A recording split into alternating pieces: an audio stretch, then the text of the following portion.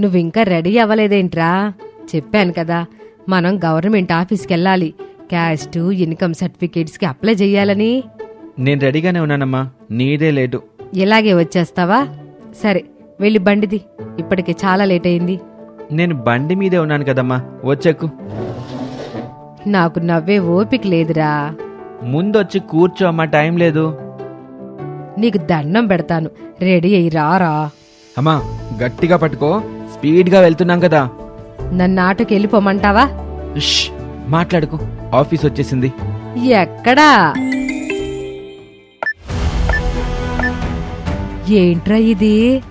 లోకేష్ గారు యువగలం పాదయాత్రలో ఇచ్చిన హామీ ప్రకారం వాట్సాప్ గవర్నెన్స్ ని మనమిత్ర అనే పేరుతో ప్రారంభించారమ్మా.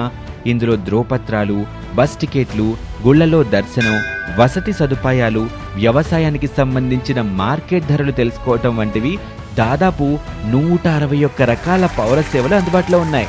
కాబట్టి ఇప్పుడు మనం ఈ సేవల కోసం ఏ గవర్నమెంట్ ఆఫీస్ చుట్టూ తిరగాల్సిన అవసరం లేదు. వాట్సాప్ ఉంటే చాలు. ప్రజల చేతిలో పాలనన్నమాట. పరిపాలనలో టెక్నాలజీని భాగస్వామ్యం చేయడంలో టీడీపీ తర్వాతేరా ఎవరైనా. ఇప్పుడు చెప్పు, ఆటోకి వెళ్ళిపోతావా? మనమిత్ర వాట్సాప్ గవర్నెన్స్, ప్రజల చేతిలో పాలన.